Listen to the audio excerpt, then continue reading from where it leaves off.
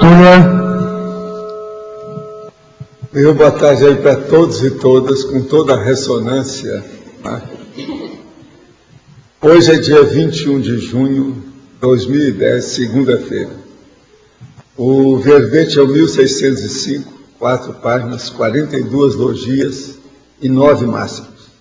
O tema é antipodia consanguínea. A especialidade é antipodismologia.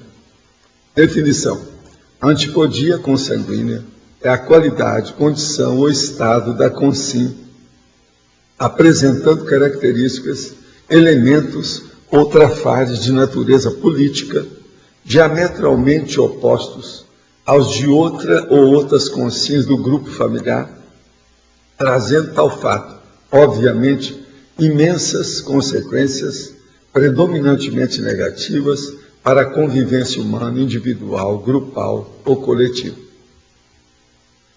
O holopensene doméstico contestatório. O fato da antipodia consanguínea comprovar a existência da paragenética e as respectivas diferenças paragenéticas, quando ainda irreconciliáveis entre os membros da mesma família. A dificuldade das pessoas em priorizar o melhor no universo sociológico da politicologia.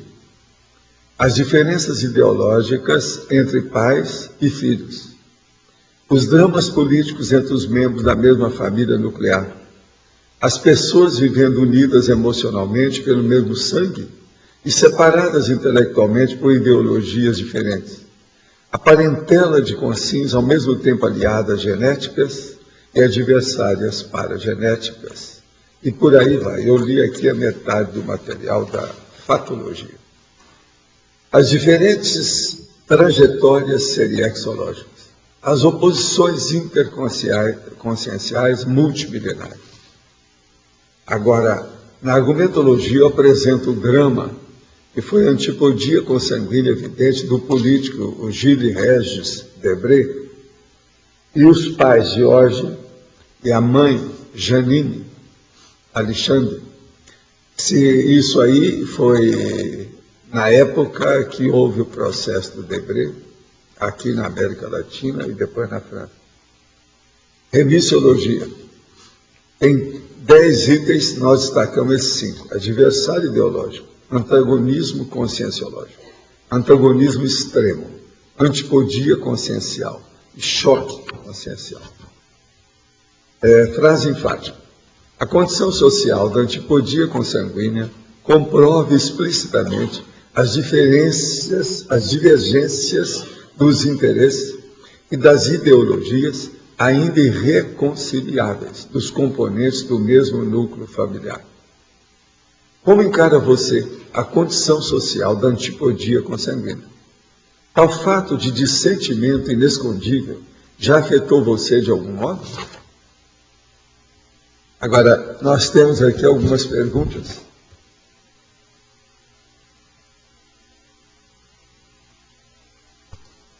O senhor tem alguma experiência com conscientes que tiveram mal de Alzheimer? Como ficaria a consciência pós-dessoma? Ela readquire a lucidez?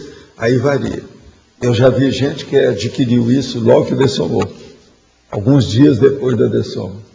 E outros que continuaram bem perturbados por muito tempo. Daqueles que eu examinei, eu vi esses dois tipos de pessoa, porque a pessoa continua sendo o que ela é. Para mudar, tem que mudar alguma coisa interna dentro dela, tem que haver uma renovação, um despertamento. Então, isso só ocorre através de uma reciclagem. Essa reciclagem, então, é que afeta a segunda dessoma. A segunda dessoma tem que estudar, né? Outra pergunta. Na Terra existem muitos despertos? Parece que tem uma porção, eles estão por aí. O processo é procurar. Mas a maioria das pessoas procuram assediadores, em vez de procurar desassediadores. Pode observar. Devido o quê? A paixão, certas tendências, etc.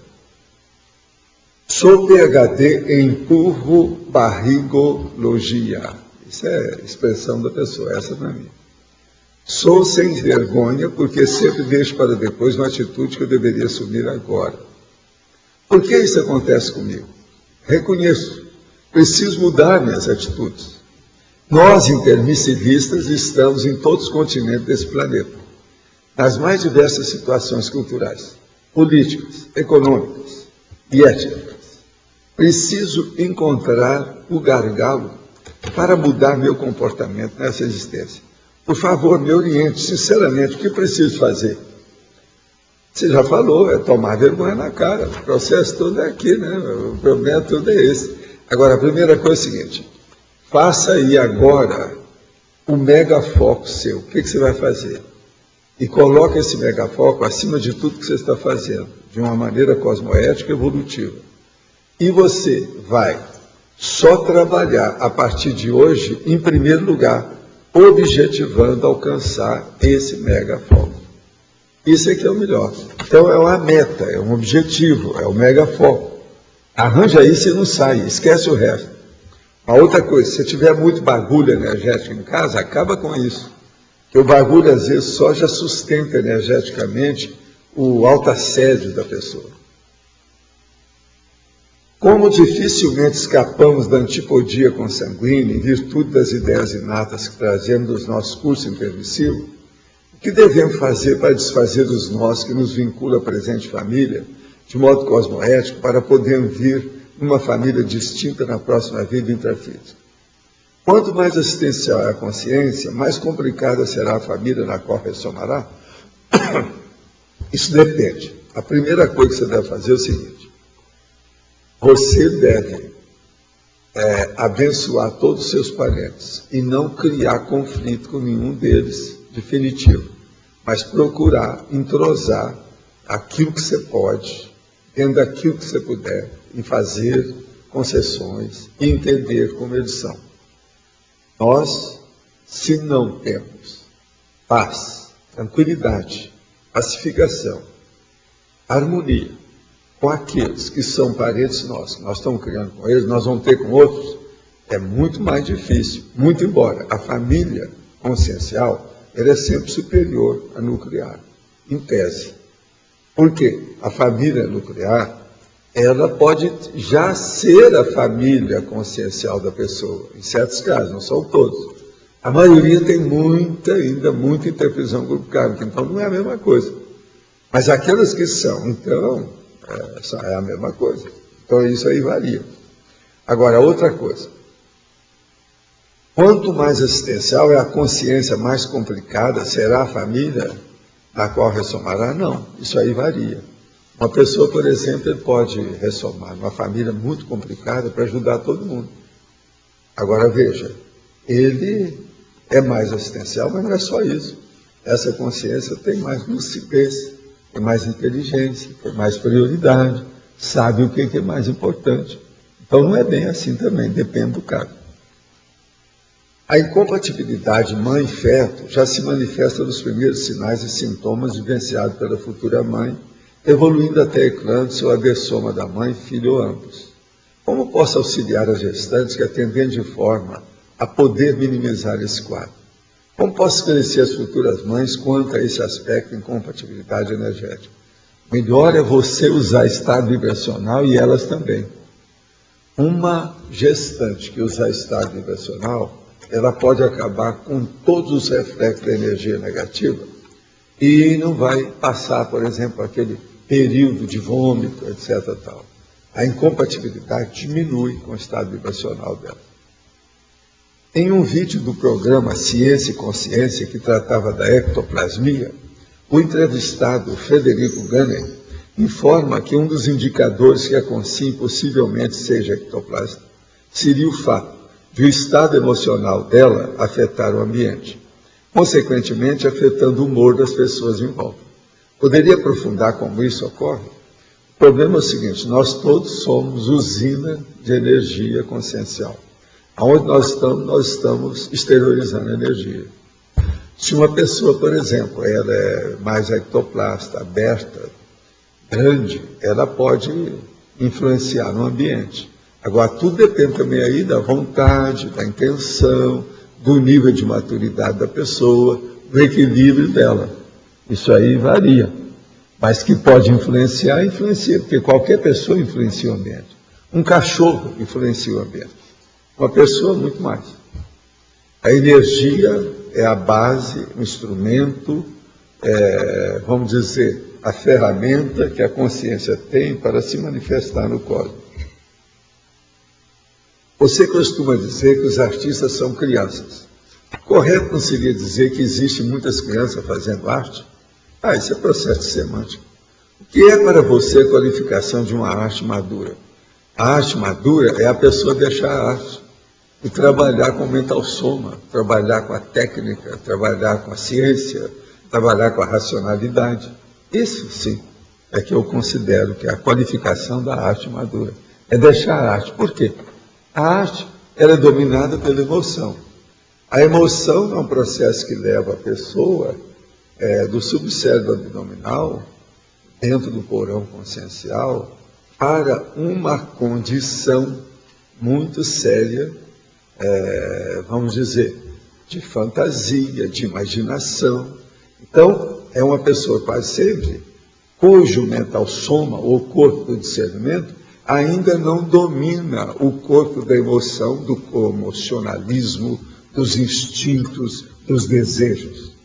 Então, isso aí é um problema.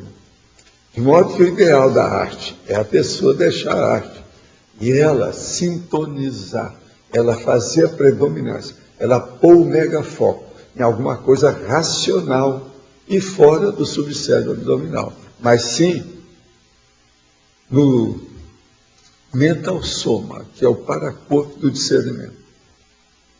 O médico americano Duncan McDougall fez experimentos com pessoas antes e depois de morrer e sugeriu que todos perderam um determinado número de gramas ao dessomar. O psicossoma teria realmente um peso padrão ou esse experimento é falso? Escuta, isso tudo é antigo, isso aí está repetindo as coisas. No século XIX, quando tinha metapsíquica, já tinha gente que já tinha pesado o processo do psicossoma. E eles chegaram lá a uma conclusão, falaram que era tantas gramas que pesavam. Muito pouquinho. Mas isso eu já escrevi sobre isso. Olha no Projeciologia que eu falo sobre esses assuntos. É o peso do psicossoma. Canuto Abreu comenta sobre os jovens médicos que tiveram contato mediúnico com Zéfiro. Caroline Baudin, Gilles Baudin, Ruth Jaffé e Aline Carlotti. Existe a possibilidade de Zéfiro ter comentado com ela sobre a EVEX, TENEPS, EV, projeção e curso interessivo devido à maturidade dessas jovens? Essa maturidade poderia indicar algo parecido com a inversão existencial? Não, nada disso aconteceu. Lá o processo era a época das mesas girantes, a situação era precária, tinha que falar que era um espírito fazendo os reps, os efeitos físicos, o negócio todo era esse. O negócio está muito primitivo demais. Isso é século XIX, metade do século XIX, 1847, 48, 57, muito pouco. Ao aplicar o arco voltaico numa pessoa com neoplasia maligna, percebi nitidamente os bloqueios energéticos e hemisférios cerebrais, preponderando o lado esquerdo e a relação disso com algum conflito emocional que provocou uma cisão antes da manifestação da doença. Perguntei ao assistido que confirmou o episódio de uma séria ruptura familiar, causando grandes transtornos. Curiosamente, um outro familiar ligado ao assistido apresentou a mesma enfermidade, porém em outro órgão do corpo após esse problema familiar. Observe que a pessoa que ajudei passou por cirurgia e está em processo de recuperação. A conscienciologia, ou mais especificamente a consciência-terapia, tem algum trabalho sobre os processos psicológicos dos portadores de câncer? Não, há muitas hipóteses sobre esse assunto. Agora, eu indicaria você entrar com a turma da OIC e conversar com os técnicos da OIC sobre o assunto. Eles têm muita ideia sobre isso. Uma coisa boa falando sobre câncer é o seguinte, que atualmente a maioria dos processos cancerígenos, eles estão com menos importância em matéria de patologia, estão diminuindo, o povo está sobrevivendo, estão ultrapassando isso.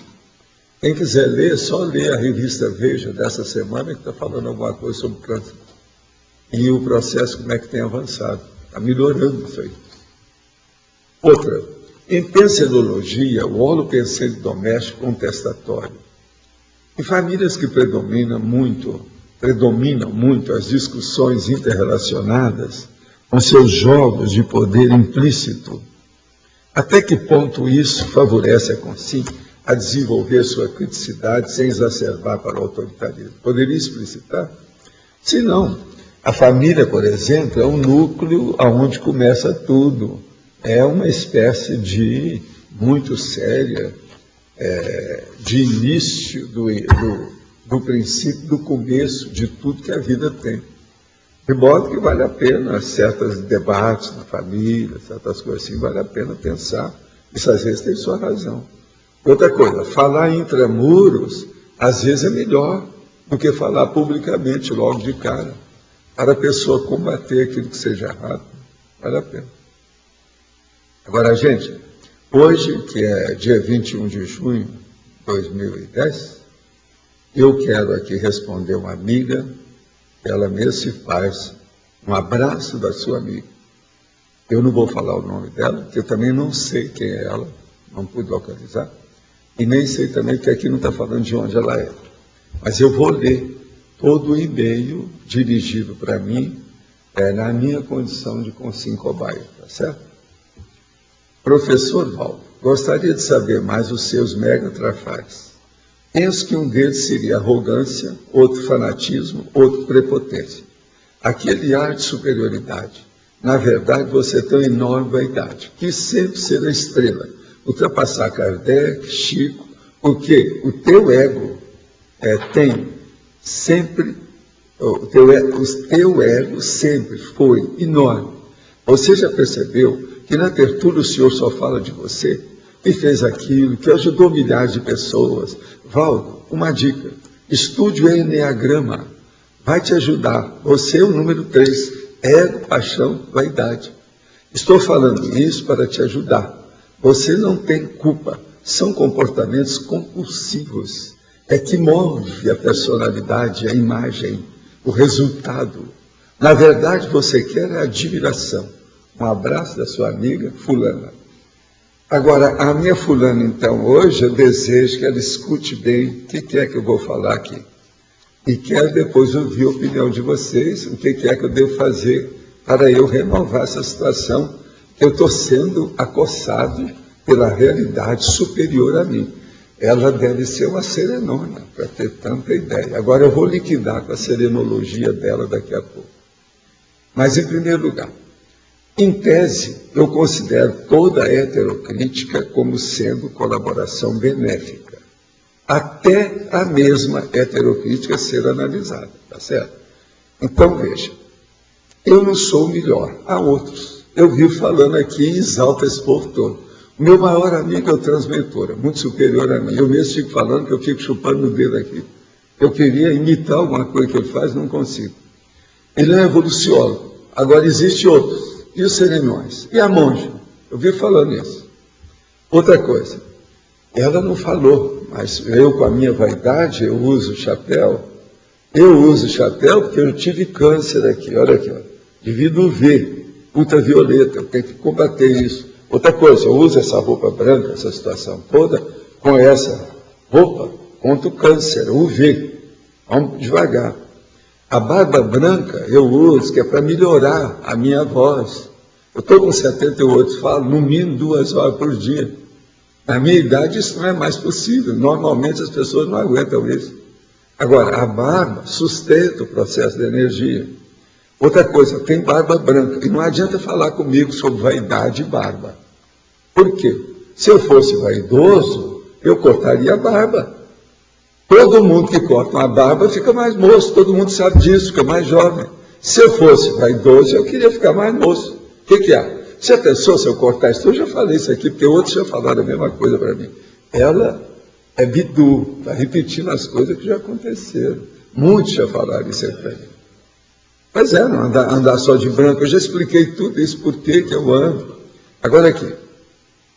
Como ser consim-cobaia melhor? Eu aqui sou consim-cobaia.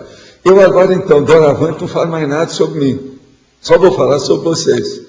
É isso que ela quer? Isso está certo? Eu devo calar sobre a minha vida? O que vocês acham?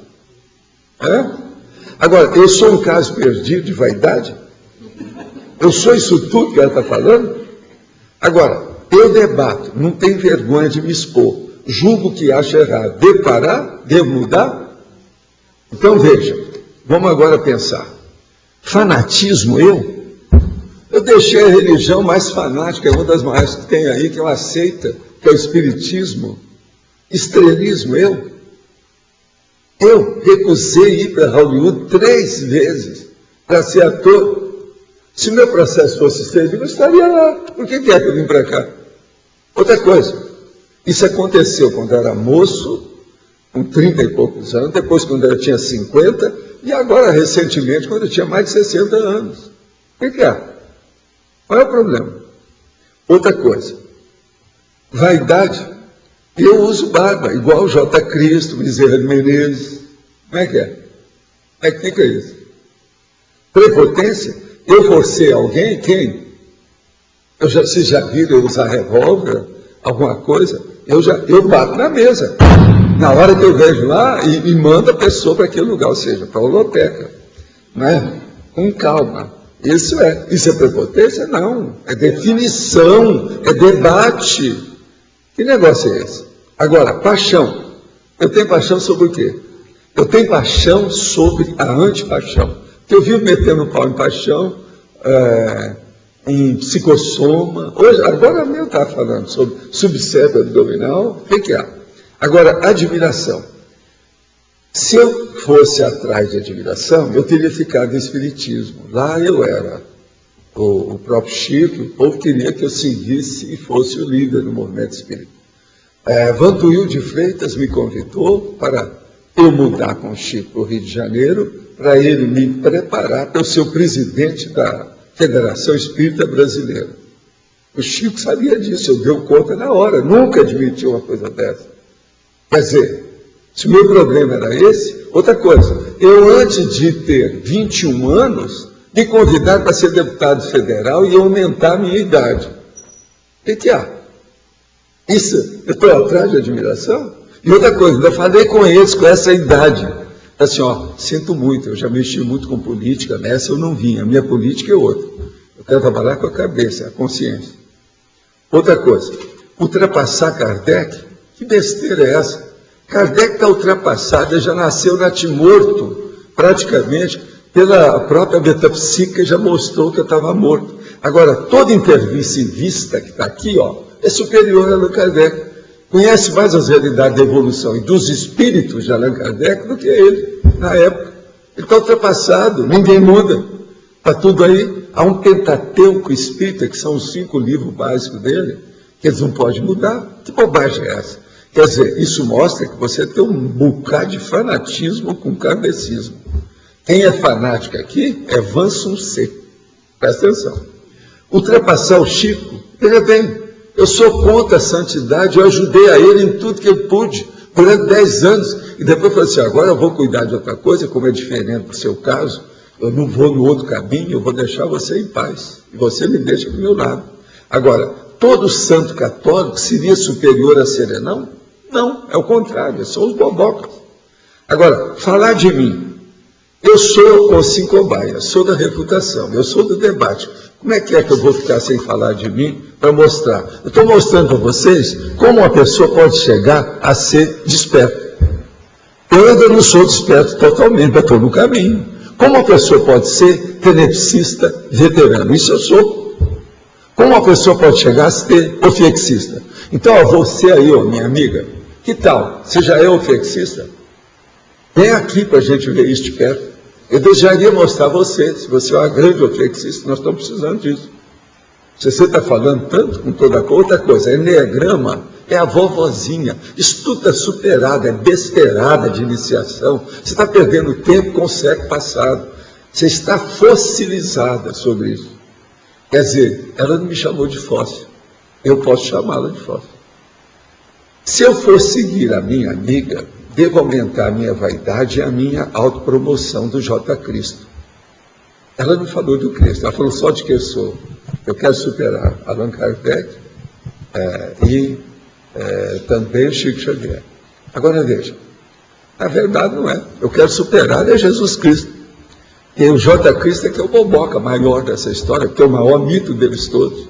Então, veja, já que você está falando que eu sou de muita vaidade e gosto de aparecer, como é que é o negócio todo aí? Gosto de aparecer, quero procurar admiração, olha a minha imagem, enorme vaidade, quero ser uma estrela, eu vou imitar o J. Cristo, que esse povo do Espiritismo também. Primeiro, ele falou, você é igual a J. Cristo. J. Cristo falou, eu sou o caminho, a verdade e a vida. Eu sou a luz do mundo. Ninguém vai ao Pai senão por mim. Ele foi o cara que inaugurou a maior autopromoção nesse planeta. Isso é que é vaidade. Veja bem. Agora, veja, eu já falei isso tudo. Eu entendo J. Cristo. Ele era um menino, né? Meninão. Estava começando a desenvolver a mediunidade, o parapsiquismo, não sabia nada disso. Tinha muita energia, ectoplasmia, aquela coisa toda, e não sabia como mexer com aquilo. Ficava de vez em quando assediado, tinha que sair, juntava o maior, vamos dizer, o discípulo amado dele, e ia para o monte para fazer um retiro. Está lá, os evangelhos sinóticos, todos eles falam disso. Eu ficava desassossegado. Outra coisa, prepotente, eu vou ser igual a ele. Ele fez um chicote e foi lá contra os caras que estavam na frente de um templo. Eu nunca fiz isso, vocês nunca viram bater nos outros aqui. Pelo contrário, eu tenho as portas abertas, esse negócio todo. Então, veja, eu acho que você está me comparando por baixo, eu mereço mais. A minha vaidade devia de chegar até o J. Cristo, pelo menos. Quer dizer, está pequeno isso aí que ela está falando para mim, vocês não acham, não? Devia de ser o J. Cristo. Então, veja, se eu começar a falar que eu sou isso, que sou aquilo aqui. Outra coisa, eu faço mega euforização, eu faço arco voltaico, eu faço estado vibracional. Isso aí o J. Cristo fazia. Os negócios que ele fazia, tudo é baseado nisso. Então, como é que é? Quem é aqui que não é J. Cristo? Nós todos somos superiores a J. Cristo. Eu vou mostrar isso daqui a pouco. Agora, eu pergunto para você, ó minha querida amiga, como ensinar com a própria vida? Não deve escrever mais a enciclopédia? Você é igual ao J. Cristo? Ele, dizem até que ele era analfabeto. Tem gente que acha que é analfabeto porque não escreveu nada. É isso que eu devo fazer? Quer dizer, ela quer que eu seja serenão do tapa. Quer dizer, Jesus Cristo não deixou nada escrito. Agora, outra coisa. Há legiões de pessoas portadoras de vício ou vírus da formação cultural. Não se deve julgar as coisas sem auto-vivência. O que eu falo, vivi e eu me sinto melhor. Desejaria que os infelizes desajustados, igual a nossa amiga que é fanática com Enneagrama e Allan Kardec, que ela melhor ponderasse sobre isso. Ela também pode melhorar. Por isso, eu falo publicamente, eu escrevo e publico os livros. Tem sua razão. Outra coisa, eu não ganho nada com esses livros. Eu jamais ganhei. Isso aí ela não pode falar nada também. Eu sou igual ao Chico. Nunca cheguei a ganhar nada com os livros. Agora vamos dar uma lição definitiva, que é um dos negócios mais bravos de 700 experimentos. Isso aqui criou muito problema há 16 anos, quando eu publiquei o livro. Mas o povo evita de falar, porque a realidade é terrível, baseada nos fatos. Eu vou ler aqui o experimento 439, página 503, do 700 experimento da Conscienciologia. Teste da responsabilidade do seu conhecimento. Esse aqui é o teste. População. Há 20 séculos, quer dizer, o livro, isso aqui está falando de 1992, ele foi publicado em 1994, quer dizer, faz 16 a 18 anos que nós estamos falando aqui. Eu vou ler o texto ipsis literis, do jeito que está. Há 20 séculos, a população da Terra era de cerca de 20 ou 200 milhões de habitantes. Em 1992, são 5 milhões e 500 milhões de seres humanos, quer dizer, 27 vezes mais. Muito mais lúcidos e livres do que antes. Hoje, a população da Terra é de 6 bilhões e 500 milhões. Nesses 16 anos, isso aumentou tudo aí. Agora veja, um garoto de 10 anos de idade hoje sabe mais do que sabia Galileu Galilei, um precursor da ciência moderna. Se você admite os conceitos da conscienciologia, há de reconhecer que a sua responsabilidade de conhecedor é profunda e extensa, em razão do que você já sabe com uma certeza confortável. Isso diz respeito a nós todos que estudamos a conscienciologia. Teste. Cheque 25 itens dos seus conhecimentos com os de uma pessoa mítica, com umbigo igual a você, mas muito divinizada, tendo aqui vivido há exatamente 20 séculos. Então, na primeira coluna que eu vou falar, é você, como experimentador. Quer dizer, você aí, ó, minha amiga. E a segunda é o Jesus de Nazaré, o Cristo. Então, a primeira, antidemagogo, militante e autoconsciente. É você que deve ser antidemagoga, militante e autoconsciente. J. Cristo era teólatra, populista e inamovível. Segundo, você é antidólatra, universal, consciente. Ele era dependente de um arquétipo, que ele chamava que era o pai dele. Terceiro, você é antiproselitista e anti-escravagista. Pelo menos eu suponho que você seja. Agora, ele era catequista, inveterado e fanático. Ele não falou nada sobre escravatura. Você é antirritualista, consciente e sem medo. Não tanto, porque ela está mexendo com enneograma, já deve ter algum ritual nessa besteirada. Agora, ele era rezador em retiros espirituais. Você é autocuradora parapsíquica consciente, se você já domina o estado vibracional, etc. Tal. Ele era terapeuta parapsíquico sem saber. Você é autopromotora do autoconhecimento. Você está querendo aumentar meu autoconhecimento falando sobre os meus megatrafais. Ele era autopromotor da autolatria cega. Eu sou o caminho, a verdade e a vida. Gente, eu sou a luz do mundo, presta atenção. Ele era um menino. Ninguém vai ao Pai senão por mim. Quer dizer, você é uma cidadã cosmoética do cosmos. Ele era um moralista sectário e subinformado. Faltava muita informação para ele sobre as coisas todas. Naquela época, coitado, era muito pouco. Agora, você é ciente da ciência moderna e refutadora. Ele era ignorante da ciência da sua época. Você é debatedora pública, omniquestionadora, pelo menos a gente supõe. Ele era pregador público de convicções. Agora, você é defensora da autoevolução consciente. Ele era um líder carismático de crentes. Crente você já viu. É o cara crédulo, cego, surdo, mudo, quanto à realidade da evolução, aquilo que nós chamamos de inteligência evolutiva. Você é uma defensora ecológica da vida verde, pelo menos a gente supõe. Ele era um mumificador de figueira. Ele pegou um pé e jogou energia para matar a figueira. Você é democrata, pacifista e antirrepressora. Ele ameaçou todo mundo com o inferno eterno. Tem lá os negócios todos, é só pegar. Você é desperta quanto à holossomática. Pelo menos já está fazendo força. Não sei se ela é, mas nós somos. Agora, ele era insciente quanto ao holossoma. Nunca pensou nisso. Você é economista e técnica equilibrada. Ele era místico em fobia ao dinheiro. Metia o pau no dinheiro, não queria saber de nada. E não tinha outra hipótese para ele. Você é energizador e técnica racional madura.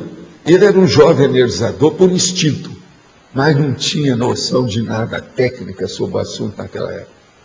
Você é informadora autocrítica e heterocrítica. Ele era um doutrinador e repressor acrítico. Você é max fraternista, democrata e lúcida, a gente espera. Ele era salvacionista, agressivo e radical. Salvacionista você já viu. É o cara que é totalmente populista, lavador de cérebro, pior coisa que tinha, o J. Cristo era isso. Você é uma pesquisadora de autovivências lúcidas. Ele era um megalomaníaco e racional, total. O reino de Deus veio aí, não sei o que é, está aí e tal. Agora, você é uma pessoa de sexualidade madura e aberta. Ele era celibatário e um trintão virgem. Ninguém sabe o que ele era. Tem gente que achava que ele era até um homossexual, porque ele tinha o preferido que era um cara bem íntimo dele e tal, e outra coisa, só escolheu o homem para colocar, para seguir o trabalho dele. Outra coisa, andou combatendo demais as mulheres, é tanto que as pessoas que fizeram projeção, que tiveram esse estudo, acham que ele teve uma vida depois como judia, mulher, porque ele não trabalhou bem com as mulheres, então ele veio como judia na outra. Outra coisa, você é uma pré-serenona autoconsciente de hoje. Ele era um pré-serenão sem saber de ontem. Você é uma produtora da autoprojeção lúcida, se é que você já conta, já tem a projetabilidade lúcida, PL. Ele era imaturo quanto à projetabilidade. Você é racionalista do discernimento maior. Ele era metaforista de meras parábolas, ele falava por parábola. É uma linguagem infantil. Você é uma seguidora lúcida de princípios pessoais. Ele era cultor inflexível de uma religião. E acabou eles fazendo uma religião através dele. Ele até que não queria, não era o pensamento dele. Mas eles acabaram fazendo. Você é uma tarefeira do esclarecimento avançado. Ele era um tarefeiro da consolação primária. Quer dizer, você hoje está tentando me esclarecer. Isso eu não acho que seja consolação. Essa crítica que está fazendo para mim é mais de esclarecimento. Agora, o J. Cristo não esclareceu muita coisa, não. Era mais um processo de consolação. Esse problema todo, a base toda era essa. Houve um predomínio o processo nele era de Tacon. Agora, você é universalista, lógica e sem paixões. Não tanto, né? Ela até está ainda com muita paixão. Mas a tendência é melhorar. Agora ele era um sectarista ginecófobo apaixonado. Ele tinha um certo medo de mulher, aquela coisa toda, esse negócio todo. Então aí vem questão. A lógica, objetividade e holomaturidade neste confronto, de modo, minha chefa, eu te peço para você observar 700 experimentos, página 503, experimento 439 para você. Agora, continuando. Depois de tudo isso, que tal você vir até aqui? Nós vamos ter um confronto refutador com você, verá se eu já estou gaga ou não, vai conversar com essa turma do tertuliário, do jeito que aconteceu com aquela nossa amiga que esteve aqui agora recentemente. Você pode ser a segunda que veio dessas senhoras todas. Que tal? Faça igual a outra amiga que veio. Ela viu e está estudando um pouco mais. Minha amiga, saia da sua postura fanática, da priorismose, da neofobia, o medo da coisa nova. Aceite a neofilia, a renovação, a reciclagem. Que tal a gente deixar de repetir as vidas passadas ineficientes quanto à evolução? Religião, seita e fanatismo são condições pré-maternais, infantis e até um certo ponto debilóides. Vamos deixar disso. Venha para as refutações, para o debate, para o hétero juízo crítico, o julgamento das coisas, da verdade. Vamos falar a verdade e deixar essa besteirada toda das seitas. Se você não tem recurso para viajar, ou seja, se você ainda não fez seu pé de meia, a gente pode dar um jeito, que nós temos um serviço específico para a turma aqui. Se você quiser vir aqui e a dificuldade é dinheiro, você fala que a gente ajuda. Mas, como vocês estão vendo, nem tudo está perdido. Se eu tivesse amigos iguais a essa amiga, não teria 600 pessoas aqui em Foz. Ou seja, tem 51 equipes técnicas trabalhando comigo.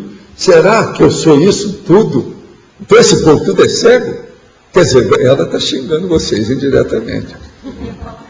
Vocês estão aqui. Se ela chegar aqui, vocês devem ser os primeiros a fazer pergunta. Eu vou ficar calado, vocês perguntam, porque eu não posso falar, porque ela me considera que eu estou carta fora do baralho.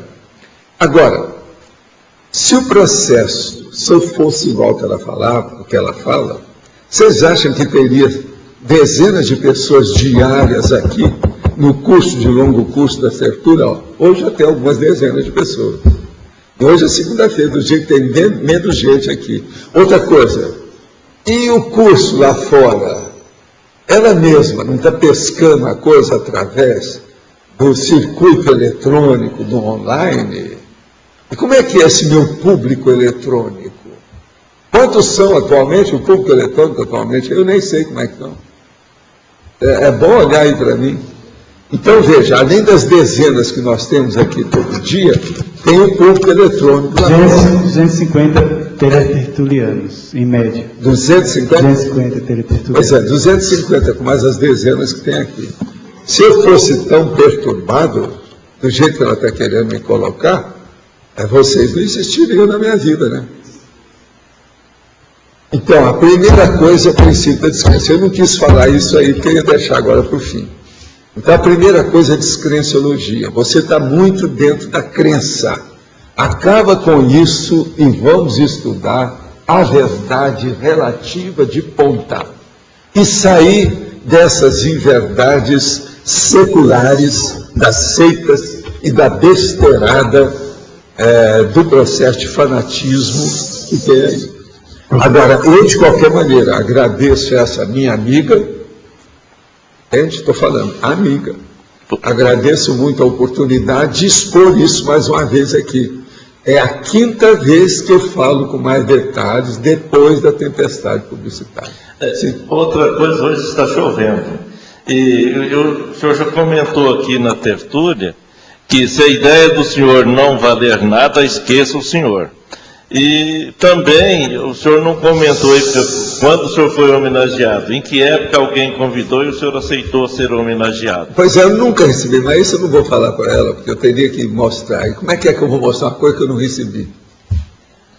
Obrigado. Eu teria que chamar, por exemplo, uns vereadores de Foz, porque tem alguns. Eles vieram naquela comissão em cima de mim. Foi a última coisa que eu recusei em matéria de cidadania, galardão, medalhão, etc. Entende? Qualquer tipo de comemoração brava. Obrigado. Agora, veja, eu sou muito vaidoso, né? Minha situação é essa. Agora, vamos pensar em vaidade. Do ponto de vista técnico. Todo mundo é vaidoso, e tem que ser, em alguma coisa. Existe um aspecto positivo nessa questão de vaidade. Se você não for vaidoso daquilo que você conseguiu, depois de um esforço enorme, como é que vai ser? A gente só deixa de ser vaidoso, segundo o que o enumerador já me explicou, a hora que você for serenão. Até lá você ainda vai querer comemorar muita vitória. E não é vitória do time do Brasil, na Gílio Ribeiro, não é nada disso. A situação é outra.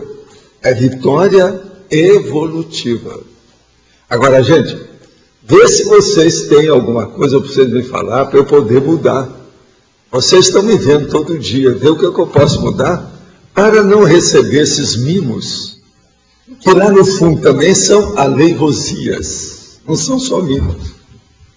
Valdo, eu ia fazer um convite para ela, vir aqui a gente debater o conscienciograma, fazer um cotejo entre o Enneagrama e o conscienciograma.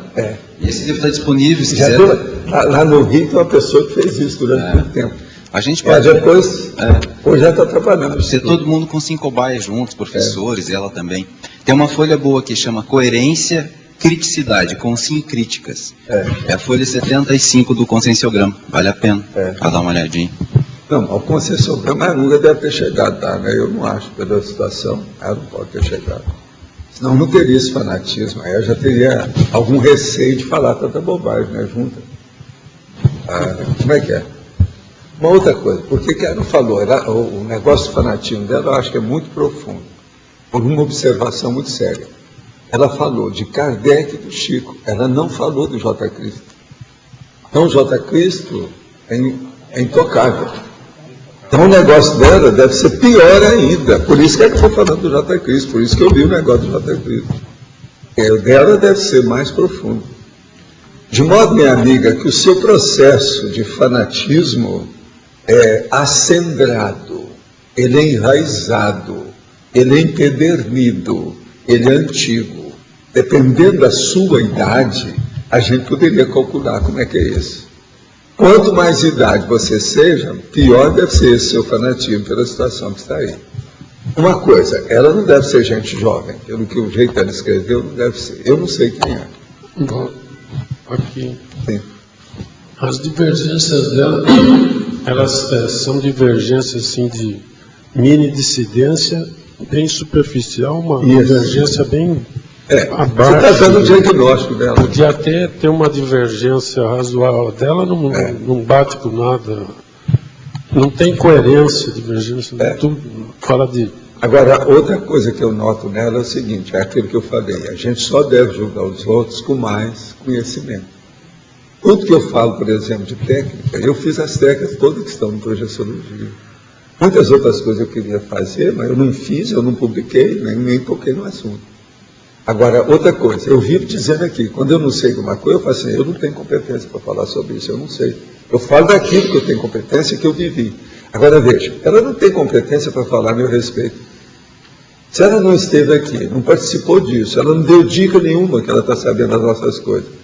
Ela mostrou desconhecimento da nossa vida, da tertúlia, da enciclopédia, tudo isso. Por isso seria bom ela vir aqui para conhecer. A pessoa, para divergir, ela tem que conhecer bem a coisa, porque não é tem isso. cabimento. Não é isso. Existe aquele princípio nosso que eu falo, que é um princípio do processo do colégio invisível dos experimentadores. Se você vai combater uma ideia de alguém, você tem que dominar mais aquela ideia do que aquela pessoa que defende a ideia. Isso é que é a coisa séria. Então ela teria que saber mais essas coisas de conscienciologia do que eu, para vir me combater aqui. Senão esse negócio não dá certo. Outra coisa boa também, Valdo, ela lia a diferença entre a Tares e a Tacon no 700. Eu acho que ela não está entendendo as ideias não, nada, mas a né? maioria dos dela, ela é espírita, né? Tudo indica pelo jeitão dela, parece ser espírita. Então, veja, os espíritas não querem saber disso, eles não entendem. Você não viu a defesa do homem ontem, anteontem, aquele negócio anteontem, que ele estava falando? Não, mas a gente pode fazer uma coisa com outra, isso não é assim. Quer dizer, é uma apelação danada. Essa aí não teve jeito de apelar, apelou contra mim. Sim. Mas sempre ajuda, me ajuda, isso tudo Não, é só bom. para falar o seguinte, que a Tares, a gente precisa de autoridade moral. Então, eu acho que quando você traz todas essas ideias novas, que a gente aqui também não é doente mental, né? Não, a gente agora, sabe que o esclarecimento só para precisa de chatear, hoje eu vivência. quero falar uma coisa para vocês mais uma vez. O negócio mais bravo comigo que ela tem que enfrentar, e vocês também, é o seguinte, é o domínio do parapsiquismo. Não ter medo do desassédio, enfrentar poltergeist. Dá uma banana para mega assediador da Terra. Então, Quem é que dá? é isso, a gente aprende Pergunta para ela se ela dá. Ela não está entendendo. Chega aqui e fala, dou uma mega banana para todos os mega assediadores da Terra. Quem é que fala? A maioria não tem testosterona e também estrogênio, né, no caso. Mas no caso dela seria mais a testosterona, ela não tem. Está faltando. Não entendendo nada. Então isso é um negócio sério. O que você queria? Eu queria dar um depoimento meu aqui. Porque eu já conhecia a Conscienciologia, e eu, quando me separei, né, do meu marido, eu fui fazer uma terapia e o terapeuta lá, ele usava o Enneagrama. Então ele explicou, eu estudei, eu já conhecia a Conscienciologia, estudei o Enneagrama, e assim, para aquele estado que eu estava, até que eu descobri um monte de mazelas, enfim, Lógico. Um monte de trafar. Só que, ao longo do tempo, eu comecei a ter retrocognições, comecei a ter muitas projeções conscienciais, e aquilo não deu mais conta. Aí eu tomei vergonha na cara, e eu fui fazer a consciencioterapia e fui fazer o conscienciograma. Então, realmente, assim, eu passei por isso. Eu gostava até... O conscienciograma engole o enneagrama nas primeiras folhas de avaliação. Aí não tem como comparar. Então, esse convite que o João fez, eu acho bem pertinente. Outra coisa também que eu queria colocar, assim como depoimento, é com relação ao seu exemplarismo aí. Que quando eu conheci bem a Conscienciologia, aí eu me aposentei, meus filhos foram morar na Europa, separei do marido, fiquei sozinha. E aí eu comecei a pensar assim, da Conscienciologia, os conceitos assim, outra coisa, eu tinha saído do Espiritismo, não porque eu conhecia a Conscienciologia. Eu saí do Espiritismo porque aquilo não dava para mim. Eu achava que aquilo era uma religião como outra qualquer, eu já tinha saído da Igreja Católica porque eu não queria mais religião na minha vida, enfim, eu já tinha esse roteiro, assim, essa meta para mim. E aí, quando eu conheci a Conscienciologia, os conceitos assim que eu mais assim gostei foi da Tares, foi do Megatrafor, que mudava um pouco aquele conceito do karma, e também da desperticidade, que era a forma da pessoa conseguir fazer uma assistência de nível. Porque quando eu fui para o Espiritismo, eu tinha saído da religião católica, porque eu achava que lá eu ia conseguir aprender a fazer assistência. E cheguei lá e eu vi que a assistência lá não existia, era igual uma religião como outra qualquer, era o ópio do povo de qualquer maneira. Aí quando eu cheguei aqui desperto, e aí eu me vi sozinha lá em Niterói, eu morava em Niterói, e aí eu pensei assim comigo, a única oportunidade que eu tenho de aprender a fazer assistência é ver como é que um desperto se comporta. E aí a única pessoa que eu conhecia como desperto era o professor Valdo Vieira. Além disso, tinha a enciclopédia aqui, que eu tinha problema mental somático, eu queria desenvolver meu mental soma, eu vim para cá. E aí, assim, o meu depoimento é o seguinte, eu acho assim que a importância dessa sua explicitação, da sua condição, assim, para a gente que quer ter um exemplo para poder aprender a fazer alguma coisa. Né? Não, então, assim, de jeito nenhum. Assim, para a percepciologia, eu posso dar exemplo de algumas coisas. Eu estou com 78 anos e domino energia. A maioria morre lá pelos 60, pelos 50, pelos 40, e às vezes até por suicídio, agora sem querer. A maioria dos médios de efeito físico é igual eu. Pessoa que tem parapsiquismo desde menininho. Isso aí é queria dar só para encerrar aqui, assim, ó, o que o senhor fala aqui, para mim, não é o verdadeiro exemplo. Entendeu? O verdadeiro exemplo são as suas atitudes, que a gente vê no dia a dia. Então, eu faço o que eu posso eu acho que para falar só aqui, aquilo que eu vivo. É aquilo que eu falo para vocês. É o que eu exemplifico. Isso aqui é a vida. Agora, vocês sabem, falar com pessoa fanática é difícil, porque ela acha que ela está super bem intencionada. A intenção dela é boa. O que falta é discernimento, a gente entende. O que vai fazer? Mas veja, isso não enche buraco de dente. A falta de discernimento é falta, aumenta a cárie da consciência. Walter, ela também não tem noção, né, da sua realidade, da assistência que você faz. Então, acho que ela foi muito precipitada. Porque não é só você, nós temos outros exemplos de pessoas aqui também que fazem assistência. Ela não viu o movimento espírita que eu tive, né? 28 anos lá dentro, 10 anos com o Chico Xavier. Hoje em dia, eu estava olhando agora, tem a revista agora que saiu também, essa revista da semana aí, ó, veja, tem lá uma reportagem sobre Uberaba Espírita. Eles estão falando que Uberaba é a capital do espiritismo mundial. Agora, eles estão falando que o Chico Xavier é que fez isso. Foi o Chico, mas quem é que fez isso antes? E eu. Sim. E eu fiquei quietinho, aqui, ó, calado, assim, ó. Estão chegando à conclusão no movimento espírita. Agora, por isso que eu sou um bicho-papão no espiritismo. Eu mudei as coisas todas. Eu levei o espiritismo para o exterior, junto com o Chico, e a coisa toda. Os livros do Chico aumentaram, foi depois que eu entrei na história. Ele estava desesperado na ocasião, estava com uma crise, um negócio sério.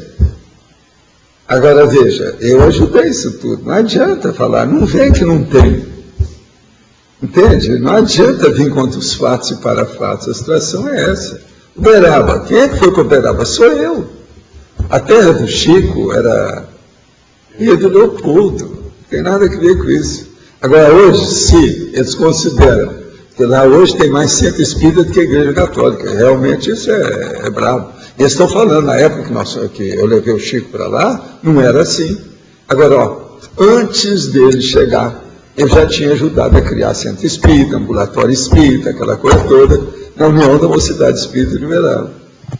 Então, veja, aquilo lá, meu dedo está lá antes dele, quem levou para lá fui eu. Então, por exemplo, isso aí eu posso falar, ó, olho no olho.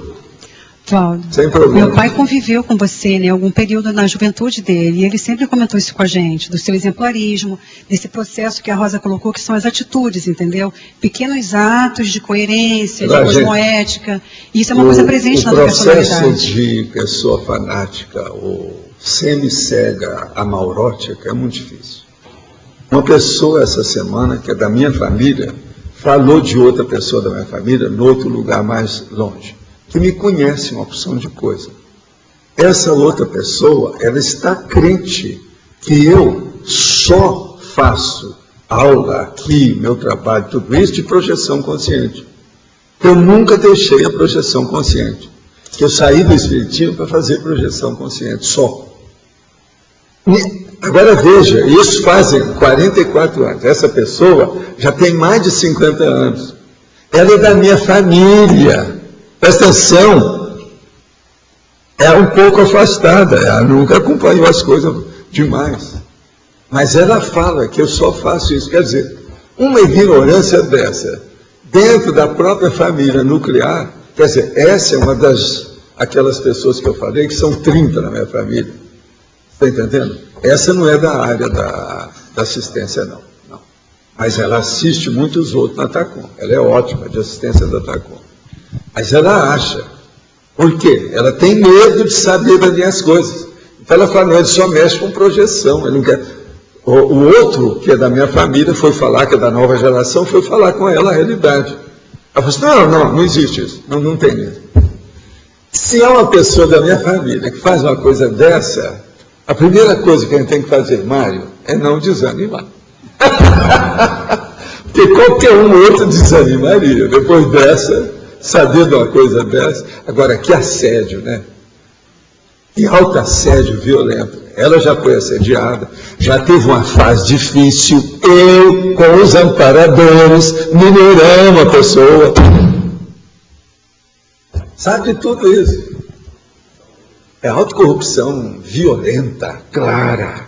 Você está entendendo? Descarada. É um caradurismo quanto à realidade da autocorrupção. É um negócio terrível isso aí. É a falta de autocrítica mesmo, que a pessoa não quer ter. Agora, esse caso da minha família, por exemplo, que eu escutei isso ontem, eu disse, mas é verdade? Sim, Paulo. Aconteceu um negócio assim, o dia, como é que foi e tal.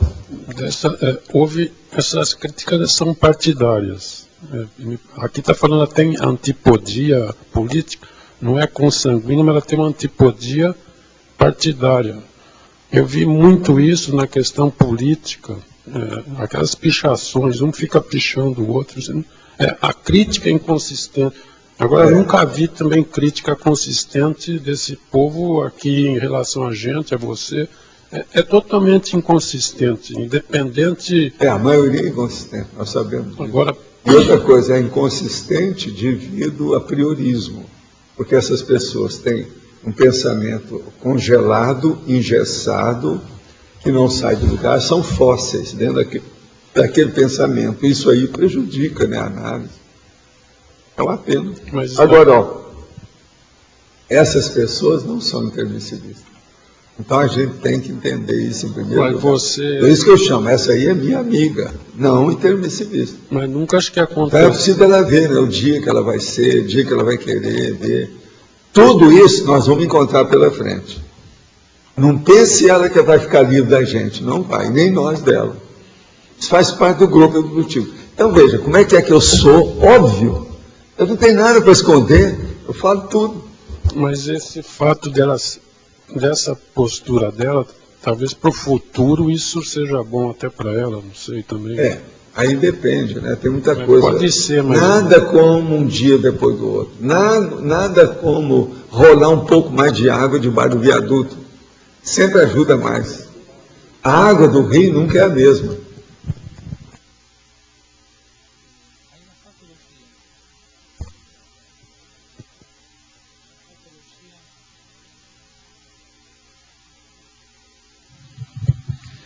Professor, na fatologia, é na sétima linha, de baixo para cima, você escreveu da parentela de consciência ao mesmo tempo. A parentela de consciência ao mesmo tempo, aliadas genéticas e adversárias paragenéticas. Poderia ampliar consciência? Isso é o que acontece mais na maioria das famílias. Aqui na Argentina, por todo lado. Família nuclear está cheio desse contexto. Olha bem o que é que eu quero dizer. Aliadas genéticas, quer dizer, a genética é a mesma, o sangue é o mesmo, nasceu na mesma árvore genealógica. E adversárias paragenéticas, por quê? Brigavam, tiveram interprisão grupocármica, né? Então agora foram jungidas, entende? Colocar uma junto da outra, com a grilheta da próprio DNA. Quer dizer, DNA é uma grilheta, é o grilhão. Segura os inimigos, os adversários, faz todo mundo nascer. Qualquer pessoa aqui deve olhar. Na sua família, tem gente que você não se dá bem lá dentro, assim, não se dá bem de não conviver, isso é que é o problema. Isso de ter ideia diferente, igual eu com essa minha parente, isso é normal. Entendeu? Vocês têm que lembrar que tem muita parente que vem para a família, que não é da mesma sangue. Ela veio de outra área, casou com alguém. É justamente o caso dessa aí. Casou com alguém. Você está entendendo? Então ela não pode ter mesmo. Não é o meu sangue, ainda tem isso também. Então nós temos que ponderar esse processo. Aliados genéticos, adversários paragenéticos. Você entendeu? Está claro, sim. Outra dúvida, professor, aí na página 23, em antagonismologia. Na última linha, o antagonismo extremo prole de conreus, prole de O intermissivitas. antagonismo extremo, prole de conréus e prole de intermissivistas. Quer dizer, dentro da sua família, como é que fica? As conréus e os intermissivistas. Observa isso aí no caso, mas não precisa ser só na família. Observa em outras áreas, para onde a prole caminhou, como é que é. Uma instituição, uma indústria, por exemplo, familiar, né? Um processo desse sentido, assim. Tudo isso tem. Isso é que tem antipodia consanguínea braba. Isso aí é das mais sérias que você pegou aí. O Luiz agora, de vez em quando, ele está pondo a mão na ferida, ele vai direto aonde que é o mais importante. É uma sério. Já está dominando bem mais o português, é por causa disso. Professor, pode falar. Aqui na tributologia, eu queria que o senhor falasse um pouco dessas escolhas políticas humanas primárias. As escolhas políticas humanas primárias. Isso divide o sentido somático, notadamente do autodiscernimento, quanto às escolhas políticas humanas primárias. Quais são as escolhas políticas humanas primárias? Por exemplo, como é você desde a sua infância, mocidade, etc.? O que você escolheu? Você escolheu algum processo político assistencial desde o início? Minha vida, vou voltar a falar sobre a minha vida. Me perdoa aí, minha amiga, vou entrar nessa. Mais uma vez. Desde a infância de vida do meu pai, que fazia eu levar aquelas notas desse tamanho para ajudar os outros, eu aprendi a fazer a assistência. Aquilo era uma assistência, às vezes, de tacom. Quando chegava lá para falar com ele, ele dava uma verdadeira lição de moral e um processo evolutivo para a pessoa. Meu pai era assim. Agora, então, eu aprendi aquilo. Foi aí que eu comecei as primeiras noções de tarefa da consolação e tarefa do esclarecimento, da informação, da comunicação clara, óbvia, evolutiva. Então, veja, quais são as suas escolhas políticas humanas primárias, nave capitânia? Quer dizer, primária aí é o tempo... aquela primeira que apareceu, básica, fundamental para você. Por exemplo, tem gente que pertencer ao DN, ao PSD. No caso aqui é o PT, outra hora é ao Flamengo, não é isso? Então, ou ao fã-clube, não é isso? Do Chico Buarque, que adora o Fidel Castro, não é isso? Cada um faz o que pode. Professor, meu pai era o presidente do PTB. Então certo. eu ia nas reuniões do PTB de Nova Iguaçu. Já era alguma coisa. Eu ajudei o Mag que entrou no PTB. Era o PTB que de Getúlio Vargas. Deputado estadual. Era o PTB. Ainda era de Getúlio Vargas, não é esse PTB agora. Então primária é de tempo. Porque eu fiquei, primária avançada, qual é essa diferença? Então, o seu primário você vê, é o primitivo, aquele primeiro. É o primitivo, é tempo. É a hora que você estava engatinhando dentro da politicologia. Perfeito. Tá certo? Muito obrigada. Professor, aqui na página 23, fala da síndrome da ovelha negra familiar na sindromologia. Ovelha negra familiar, ok, mas... A síndrome da ovelha negra familiar. Isso como síndrome me chamou a atenção. Queria que você falasse um pouco mais. Não, porque a ovelha negra é igual o patinho feio, aquela coisa toda. Isso tem, a psicologia estuda isso tudo. Sim. Agora, por exemplo, a sua família tem alguma ovelha negra? Tem, às vezes, família, se ela tem 17 elementos, ela tem no mínimo uma ovelha negra. Isso é a média, eu sempre falei. Então, quais são as ovelhas negras? Agora, tem ovelha macho, ovelha fêmea. Tem ovelha e tem carneiro também, tem bode. Aí precisa de ver, né? Quem é. A pessoa que é ovelha negra, ela pode falar assim, então eu sofro da síndrome da ovelha negra da família. Agora, a vida é dura. Tem gente que às vezes não gosta que a gente fala ovelha negra. Isso aí é o politicamente correto. Aí a gente dá uma bela banana politicamente correto. Isso aí não sou eu que criei. A síndrome da ovelha negra ela existe há muito tempo. Foi eu que criei a expressão. Eu só não tinha visto essa questão da síndrome, né? Como uma doença, a síndrome da ovelha negra. Ela é o patinho feio. Ela está sempre contra todo mundo e criando problema. Atualmente, as ovelhas negras têm uma característica. Qual é? Vocês têm uma ideia? Eu já andei estudando isso. Uma característica? É o toxicômano. Toda família tem toxicômano, é a ovelha negra básica. É aquela pior que tem. Pode olhar, pergunta na sua família. A sua família tem ovelha negra? Assim, eu não sei. Tem toxicômano? Então tem. É verdade. Acabou. Todo mundo já sabe. Isso aí, a ovelha negra já está taxada há muito tempo como toxicômano. Agora aqui. Tenho 25 anos, sou solteiro e tenho pouco sex appeal. Você sabe, o apelo sexual. Por isso, ao flertar com mulheres que eu acho interessantes, eu acabo fazendo uma maneira morna, que não as deixa muito interessadas em mim. Termino sempre sendo aquele cara legal e o pior, virando apenas o amigo. É aquele, fulano é bom camarada,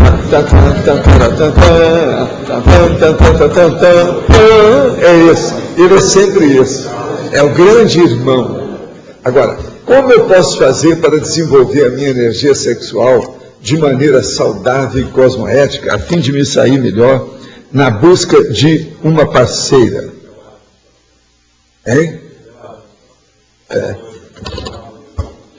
Eu acho o seguinte, eu acho que falta em você conversar seriamente, mostrar a sua maturidade consciencial. Mostra a sua maturidade consciencial que as mulheres vão se interessar por você. Isso é muito sério. Maturidade consciencial. Acima veja bem, da estética do homem, o que atrai mais a mulher é o mental soma do homem. Devido ao processo de liderança, domínio da energia. Eu, por exemplo, desejaria me mascarar com a história. Então, de vez em quando, o que eu fazia? E fazia o processo da invisibilidade através do autoencapsulamento. Esse que é. Professor. Agora, ele está querendo o contrário. Como é que se pode mostrar essa maturidade consciencial no caso do rapaz?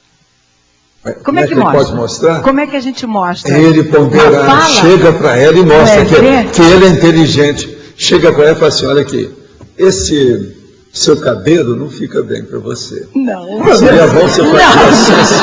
Não. Só isso aí já liquida com a pessoa na hora. Não. Ela já vai ouvir tudo, já vai se interessar. Não é melhor dar uma sugestão? Aí depois ela chega na cozinha, pegar um negócio, você chega e fala assim, olha aqui, não é bom isso que você está fazendo aqui na cozinha, de fazer o processo muito perto da pia. Esse negócio, se você deixar isso aí, pode pegar fogo perto do fogão. Olha bem isso. Isso aí não é bom. Você vai mostrar o nível para ela. Professor. Olha bem. Agora, você vai sair, vai fazer qualquer coisa, ela vai dirigir o carro. E você entrou no carro com ela. Não vai chamar. Na hora que ela entrou, ela faz alguma coisa errada. Então você vai falar assim, olha, seria bom você mandar acertar isso. Professor, não, olha só. Professor. O que mais? Precisa de mais alguma coisa? Professor. Já chega? Professor, não. Já chega? Aí, lá pelas tantas, toda hora ela vai fazer, vem cá. Meu bem, o que você acha que a gente devia fazer com isso? Professor, olha, eu acho que essa coisa... Quer dizer, fazer a criticidade, mas cosmoética, porque uma pessoa chama... A criticidade tem que ser cosmoética, quer dizer, usar a criticidade... Aqui, você falou em cosmoética. Existe, além do processo da cosmoética, existe também a poética. Ela então começa a ler o romance e pensa assim, esse aí não presta. Tem um muito melhor que esse. Então não criticidade poética. Sempre fiz pesquisa de tudo, com as mulheres eu fazia isso. Quando eu via que a mulher estava muito interessada em mim, mas que a moça era muito dominadora por cima de tudo, o que eu fazia? Liquidava com ela de cara. Mas não, você tem essas bobagens aí, isso, pra isso, pra aí ela ficava livre dentro. Ela saiu. Ela saiu. Eu queria liquidar, assim. O rapaz escreveu porque ele está querendo. Agora, ó, pode estar certo.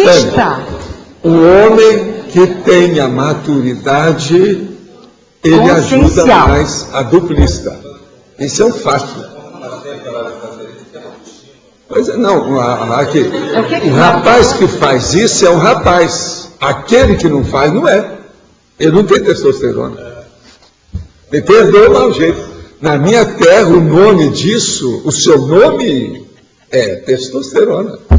Se não tem, não adianta nada. Agora, veja, tem que saber a diplomacia, falar isso com ternura, candura, na hora certa, direitinho.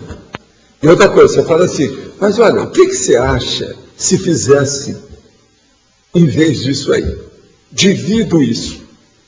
A gente esclarece tudo. Gostaria de saber técnica para aprender a priorizar na prática. Quero me tornar um expert nisso. O que o senhor recomenda? Que tipo de leitura? Quero e preciso muito ajustar uma série de aspectos para levar direito, gestões, docência, profissão, família, lazer, sadio. Olha, a primeira coisa aí é o conscienciograma, né? Não acha? Gostaria de saber técnica para aprender a priorizar na prática. Quer dizer, priorização de modo geral. Conscienciograma, Apex, cursos. Na Apex a gente tem um curso para isso, que é o Autogestão Existencial. Fala alto aí para ele. Na Apex, que é a associação Onde é que vai ter isso? Proex, agora que assim eu não tenho a programação, mas ele vai estar sendo lançado via internet também. Então é o curso Autogestão Existencial. Ele entrando no site da Apex, que é o www.apexinternacional.org. Da priorização. Agora aqui, a antipodia consanguínea pode ser manifestada pelos princípios das pessoas, mesmo que hajam muitas características, trafóides e trafares, similares entre os pais e filhos? Sim, pode sim. Por exemplo, pai e filha apresentarem traços de personalidade semelhantes, porém com princípios cosmoéticos distintos. Acontece nas milhões de famílias. Então, podemos dizer que o grupo karma pode se fundamentar tanto por traços conscienciais quanto por princípios íntimos? Sim, e tem outra coisa mais séria. A família nuclear e o processo todo existe em função, em primeiro lugar, da interpretação do grupo karma. Se a pessoa pensar por aí, tudo clareia mais. Tenho feito o EV desde que comecei a ouvir as terturas e tenho me sentido bem melhor. Mas tenho uma dúvida se estou fazendo de forma correta. Os EVs são feitos em segundos, sentindo um banho forte de energia? Sim. Mas pode ser assim, pode ser também demorar alguns minutos, demorar algum tempo. Ou devemos estender o processo por mais tempo quando o estamos fazendo? Depende de você. Eu, às vezes, posso fazer um EV durante 1 hora, quando eu quero melhorar algum lugar, etc. Eu exteriorizo energia para aquilo, até limpar tudo. E faço depois o enxaguamento. E a cada EV devemos, em seguida, fazer encapsulamento? Não, você tem que fazer desassimilação, se for o caso. Se aquele contexto comporta desassimilar, a gente tem que desassimilar, se for o caso. Outro. Como abolir o medo de não passar em provas, mesmo estando, de certa forma, seguro por estar a par do conteúdo? Devo mobilizar o EV e pedir amparo extrafísico? Sim, e tomar meio copo de água doce, fria. Sempre ajuda. Né? Minha avó está com doença de Alzheimer em fase moderada, porém ainda lúcida intrafisicamente. Ela teve uma vida dura e sofrida, e por não ter tomado determinados posicionamentos cosmoéticos, criou rabo preso com meu avô, a quem culpa pelas suas frustrações e derrotas. Além da medicação, como posso minimizar o seu distúrbio e minimizar as possibilidades de meleques? Ela já fez o CIP no Rio de Janeiro, mas penso que não entendeu muito pela hipótese de ser com Israel vitimizado. O que posso fazer de melhor? E o que a família, cuja memória já tem entendimento, cuja maioria já tem entendimento do paradigma consciencial, pode fazer também. O melhor é ajudar o holopensene aonde ela está. Chega lá, exterioriza a energia onde ela fica, que passa mais tempo. Isso pode ajudá-la devido ao processo das evocações dela. Isso ajuda. Melhora as energias do holopensene aonde ela respira. A doença de Alzheimer seria um grupo de assediadores específico para a mente humana, já que a medicina ainda não conseguiu identificar a causa e a cura da doença, e que através de um trabalho específico de desassédio poderia realizar a cura? Não. A Alzheimer, na verdade mesmo, é um processo físico de falência do problema cortical. A verdade nua e crua é essa. Os assediadores que entram no processo da Alzheimer, que a maioria entra mesmo, entra depois, mas eles não são os detonadores do distúrbio. O distúrbio é um processo de falência mesmo por, vamos dizer, cansaço, obsolescência do material, da cachola da pessoa, a bufunfa que veio para trás. Poderia explicar em efeitologia o efeito das interseções holobiográficas nas interações energossomáticas. O problema todo é o seguinte: interseções holobiográficas é as nossas relações do passado que a gente tem, a nossa vida com a vida dos outros. Como é que foi? E as interações energossomáticas, as simpatias ou antipatias que a gente tem com as pessoas. Isso tudo depende das vivências que nós tivemos anteriormente com essas pessoas. Então você pode ter mais antipatia ou não. Eu, por exemplo, eu admito que tenho amor à primeira vista, porque ele nunca é à primeira vista. Também tem a aversão à primeira vista, porque nunca é à primeira vista. Sempre vem de vidas anteriores, de coexistências passadas prévias.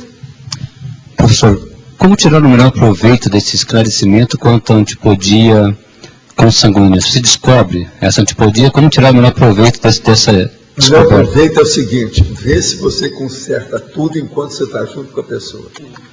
Nessa vida, para não deixar para outra. Vê se resolve tudo do seu lado enquanto você pode. Perdoa a pessoa, entende a pessoa, dê a ela tudo que ela quer, faça aquilo que você puder. Aí do seu lado, você está livre, você saiu, não tem mais nada.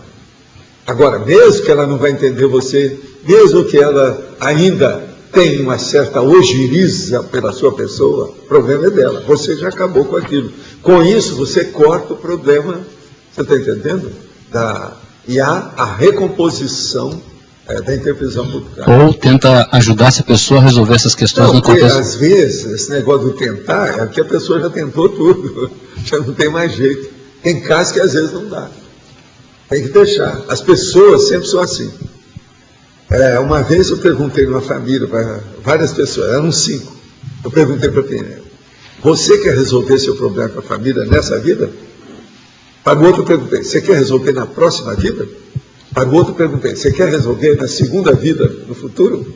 Você quer resolver na terceira? Não? E aí foi. Cada um que estava mais encrencado, eu falava assim: ó, você não vai, a próxima só não vai resolver. É muita gente que você está criando problema.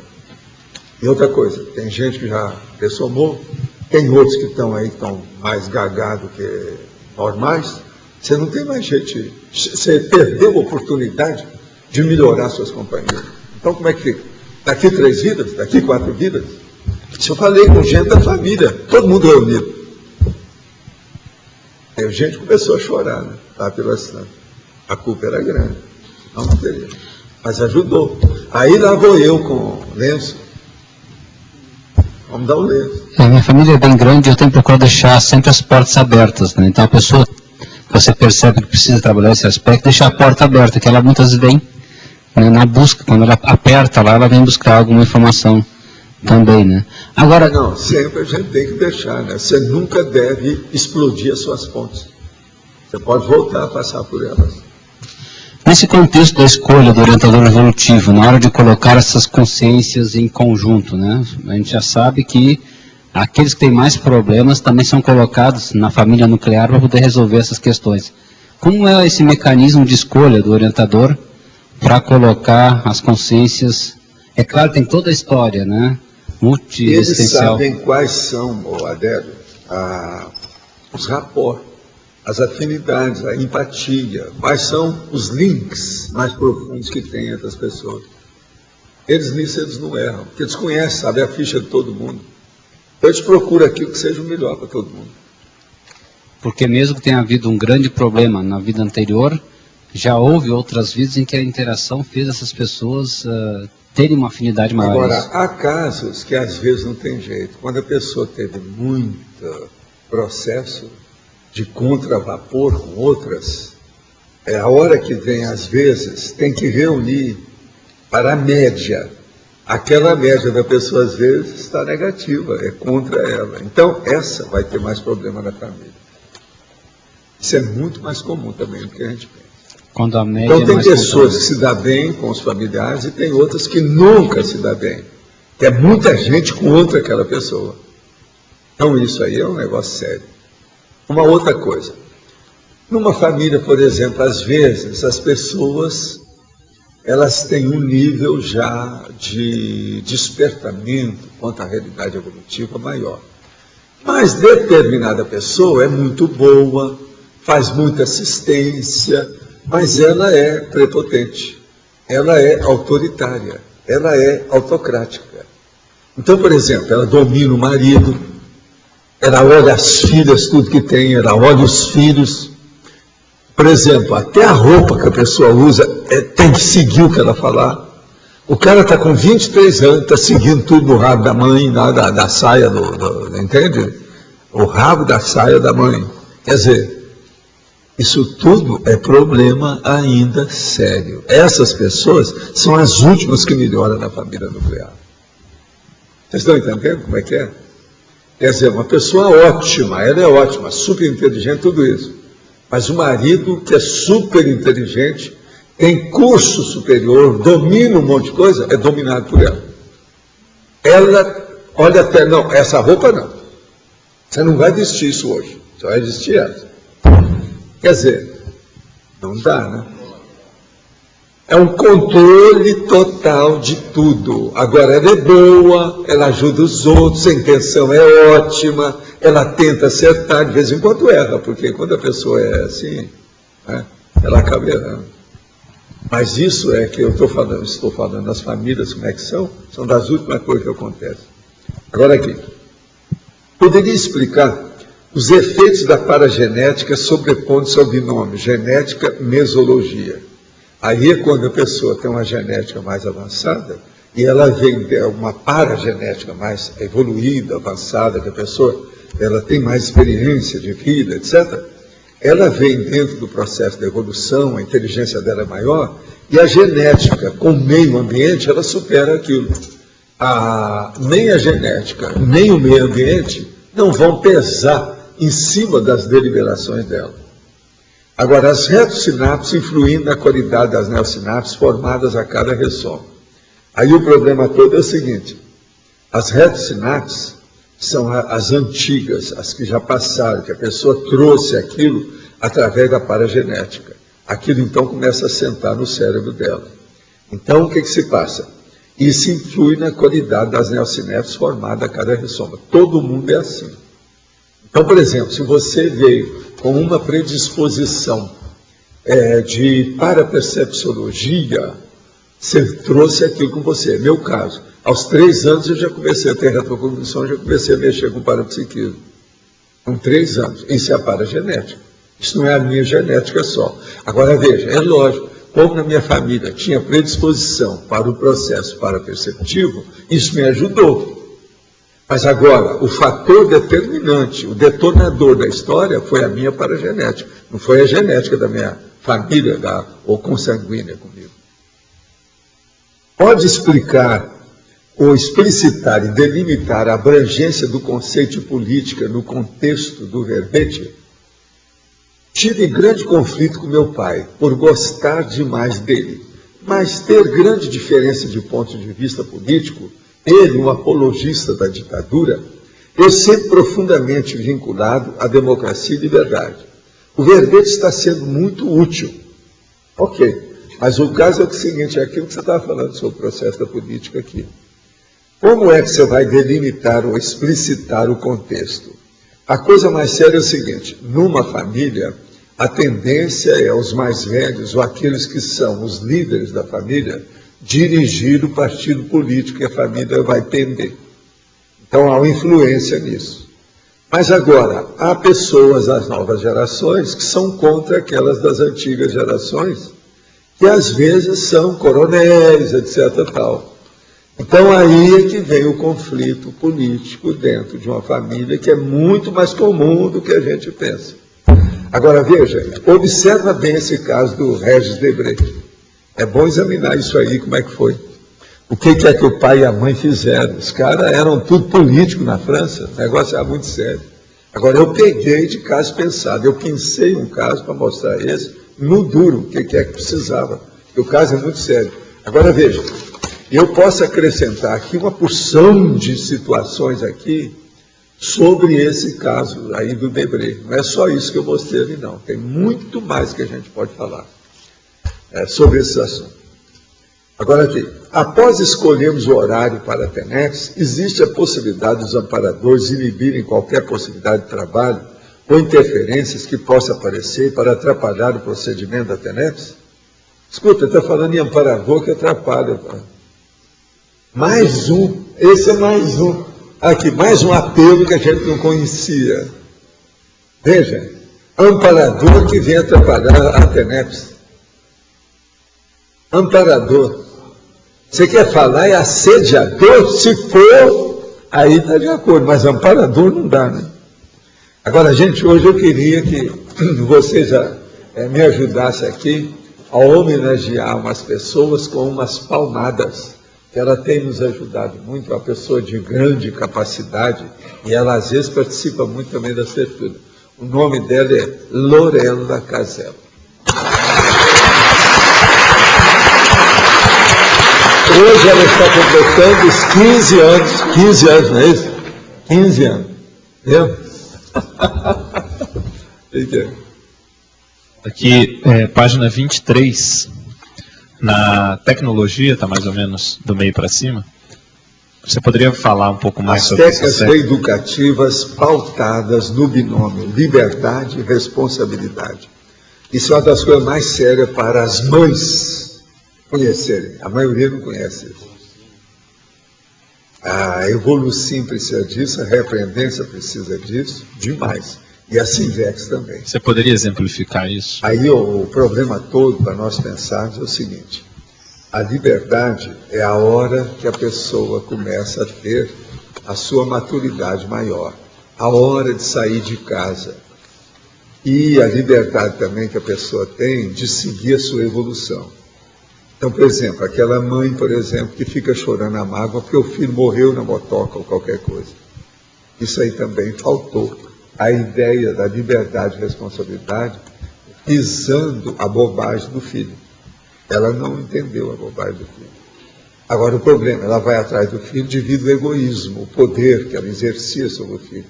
O filho foi eu que criei, eu não posso perder isso.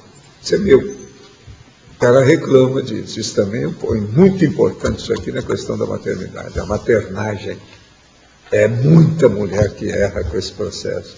Isso, ó, todo mundo que está estudando maternidade aí devia se falar sobre isso. O binômio, liberdade e responsabilidade. Que a gente tem que respeitar a liberdade do outro. E a responsabilidade dele, como é que é. E a gente tem que ter responsabilidade perante essa liberdade do outro. Como é que você reage? Como é que a gente faz com isso? Isso é importantíssimo. Tem lógica nisso para você? Pode falar. Aqui no caso do Debray, essa diferença ideológica, ela não surgiu só de acordo com o partido político. Isso já deve vir de outras existências. Não, já vem de coisa do passado. E outra coisa, antigamente o partido político era outro. Não existe nenhum partido político de vários séculos aqui atualmente. Todos eles são novos. Ainda bem, né? O PT, por exemplo, é uma ferida nova, que apareceu recentemente, senão nós estávamos perdidos. Uma outra questão aqui na fatologia, professor, na terceira linha de baixo para cima. a contrariedade da vontade parental egocêntrica de formação de herdeiros sociais. Pois é, aqui o processo é o seguinte, os herdeiros sociais, eles às vezes são, vamos dizer assim, formados pela vontade dos que deixam a herança. Então são os mais velhos, é o pai, a mãe, etc., um tio, alguma coisa assim, padrinho e tal. Agora, essa turma, às vezes, a pessoa, ele escolhe quem é que ele quer deixar como herdeiro. Nem sempre a escolha dele corresponde ao perfil daquela pessoa, daquilo que ele precisa. Então, isso tudo tem uma série de erros nessa história, que a pessoa tem que olhar. Então, a contrariedade da vontade parental egocêntrica de formação de herdeiros sociais. Então, por exemplo, o caso daquele nosso amigo, aquele louro, lá do Centro da Consciência Contínua, que a família toda era belicista. Desde o avô até o irmão, todo mundo tinha alguma patente elevada dentro do exército, entende? Algum lugar assim, na marinha. E ele estava contra o processo, ele não queria pegar em arma nenhuma. Ele queria arranjar até com os pais dele para não fazer nem tiro de guerra. Está entendendo como é que é? Então veja, isso ele estava contrariando. Mas aí no caso o herdeiro deve fazer força para contrariar, mas continuar numa convivência harmoniosa, não pode haver... Não, é o meu caso. Olha o que eu dei de conta lá em casa. A maior conta que eu comecei a dar, pequenininho, hein? Pequenininho. Eles usavam a palavra comigo, não, esse menino é renitente. Esse aqui era o nome, é renitente. Isso é da minha infância. Eu fui perguntar para minha mãe, falaram que eu sou renitente, mamãe, o que é isso? Eu não sabia o que era. Agora, por que é? Eles começaram a falar que eu era renitente, por quê? Em casa tinha uma orquestra que fazia o fundo musical e a cortina sonora dos filmes mudos. Meu avô tocava todo instrumento de corda. Minha mãe, minha tia, minha irmã, todo mundo tocava alguma coisa. Então, a hora que eu nasci, vem o meu avô e vai fazer a técnica, o método de examinar, fazer um exame, se eu tinha senso de musicalidade. Aí chegou à conclusão que eu tinha um senso de musicalidade acima da média da própria família. Como é que eles fazem isso? É com aquele programa que uma vez até o Silvio Santos andou colocando, e dá assim 1, 2 notas e a pessoa tem que caminhar com o resto da música. Agora eu pequenininho, ele dava e eu fazia, e outra coisa, no tom, sem perder nada. Então, eu passei na história. Mas foi péssimo. A hora que eu passei na história, ele chega e fala para minha mãe, e meu pai também fica sabendo. Então, eu falo assim, então, o menino agora tem que escolher um instrumento, como todo mundo aqui faz. Aí eles vêm e começam a fazer, eu falo assim, eu não quero mexer com isso. Isso aí é coisa de operário. Isso aí é os negócios ali o Zé Carpinteiro que está ali, é o cara lá do Zé Scarpellini, porque lá tinha uma marcenaria perto da minha casa. É a turma que trabalha lá, eu não quero ser isso. Eu quero trabalhar com a cabeça. Eu já vi que aí, nessa história de vocês, não tem ninguém que trabalha com a cabeça. Tem algum instrumento que mexe com a cabeça? Não tem. Então não adianta. Não é isso. Ah, mas foi um curso, mas aí insistiram. Vem outro, vem minha tia, fala para mim, vem a outra, fala. Vem a outra, fala, tal, o outro, tal, fala. Não, mas isso é importante, você vai participar. Mas não, eu participo de vez em quando escutando a música. Eu sou o ouvinte que preciso ter. Agora, eu fui crescendo assim, foi o primeiro conto que eu dei na família. Agora, depois, eu tive que dar conta para ser pintor, ser dançarino, artista. Porque eu saí bem, né, numa época dessa assim, com o negócio de marcar quadrilha na praça pública. Tudo menino de 10 anos. Eu tinha 10 anos na ocasião. E eu era o homem que... Grande roda, tudo, balance! Você entendeu? E aquele negócio. E eu danço tudo, chapéu, pintado, roupa adequada, alto nível. Agora, o negócio foi um sucesso tão grande que a gente teve que repetir fora de época. Então, guarda todas as fantasias, que nós vamos usar de novo. O negócio é seríssimo. Você está entendendo? Esse menino vai ser um artista. Ele é ótimo. Eu falei assim, não. A partir dali eu sempre evitei de dançar, de qualquer coisa, senão eles vinham tudo em cima de mim. É tanto que eu não sei dançar, uma porção desses ritmos que tem por aí. Eu sou bom se me deixar no carnaval, que ali é só pular. Vocês estão entendendo, né? Não, no batuque eu sei que escutei tanto isso, que são os tambores da África. Cássio Alves. Você sabe, tambores da África. Você sabe que ele tem as vozes da África com o negócio todo. Então eu começava a usar, que era justamente isso.